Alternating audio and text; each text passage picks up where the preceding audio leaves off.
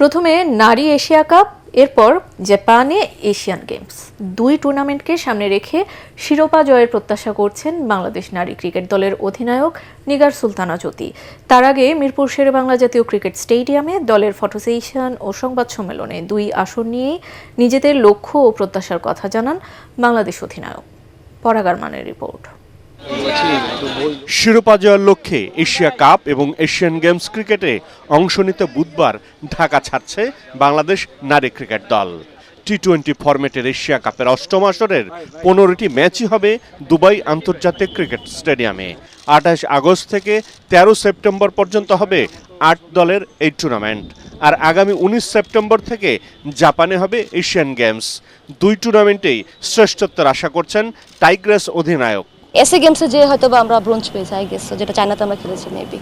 So দেখেন, আমাদের টিমের পক্ষ থেকে আমি বলবো যে অনেক এক্সপেকটেশন আছে মানুষের। একটা মেডেল যে আমরা নিয়ে আসতে পারি সেটা একটা বিষয়, এবং সেটা যদি গোল্ড হয় সেটা আরও বেশি বড় হবে। আর আমাদের চেষ্টা তো থাকবে, কারণ প্রথমে আমরা এশিয়া কাপ, সো এশিয়া কাপে যদি আমরা টিমটা বেটার খেলতে পারি, সো এশিয়ান গেমসে সেটা একটা রিফ্লেকশন তো ডেফিনেটলি আসবে। দলের প্রস্তুতি নিয়ে কোনো অভিযোগ নেই, সন্তোষ প্রকাশ করেন নিগার সুলতানা জ্যোতি। লাস্ট টাইমও এটা ছিল যে আমরা ভালো খেলতে পারিনি, যাই গ্রুপ স্টেজে দেখা যাচ্ছে শ্রীলঙ্কার কাছে হেরে যেয়ে আমরা হচ্ছে সেমিফাইনালে ইন্ডিয়ার সাথে পড়েছিলাম। সো সেমিফাইনালটা আমরা ক্রস করতে পারতেছি না, যে কোনো জায়গায় দেখতেছেন। সো আমরা যদি সেমিফাইনালটা ক্রস করতে পারি, আমাদের ফাইনাল খেলার ইচ্ছা। সো ফাইনাল খেললে দেখা যাচ্ছে তখন একটা শিরোপা জয়ের একটা বিষয় থাকবে। এদিকে মেয়েদের খেলার সুযোগ করে দেওয়ার জন্য বিভিন্ন কৌশল কার্যকরের চেষ্টা করছে বিসিবি। বেস্ট 45 প্লেয়ার্স নিয়ে 3টা টিম করব, এবং ওই 3টা টিমের ভিতরে একটা চ্যালেঞ্জ কাপ হবে, যেটা ছেলেদের ইয়েতেও আছে। তো এটা করার ফলে হবে কি, আমাদের অনেক ক্রিকেটার কিন্তু ভালো খেলার সুযোগ পায় না।